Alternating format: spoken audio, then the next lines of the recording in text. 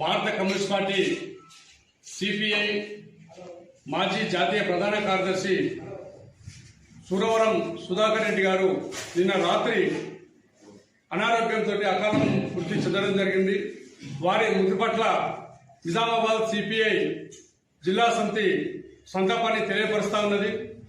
ఆయన విద్యార్థి దశ నుండి ఏఎస్ఎఫ్, అదేవిధంగా ఏఐవైఎఫ్, అదేవిధంగా సిపిఐ, అదేవిధంగా మహబూబ్నగర్, నల్గొండ జిల్లాల్లో అనేక కార్మిక సంఘాలు ఏర్పాటు చేసినటువంటి ఘనత సురవరం సుధాకర్ రెడ్డి గారికి ఉన్నది.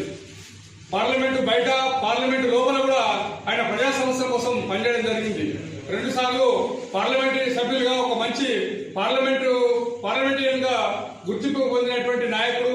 అదేవిధంగా భారత కమ్యూనిస్ట్ పార్టీ రాష్ట్ర స్థాయిలో ఉమ్మడి ఆంధ్రప్రదేశ్ రాష్ట్ర కార్యదర్శిగా, అదేవిధంగా జాతీయ ప్రధాన కార్యదర్శి కూడా బాధ్యతలు నిర్వహించడం జరిగింది.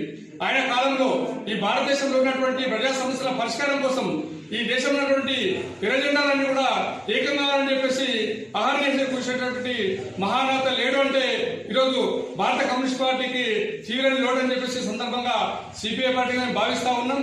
ఏదేమైనా కానీ ఆయన కోరుకున్నటువంటి సమాజ స్థాపన కోసం సిపిఐ పార్టీ నిజామాబాద్ జిల్లా సమితి నాయకత్వం అంతా కూడా కృషి చేస్తారని చెప్పి సందర్భంగా తెలియపరుస్తా ఉన్నాం.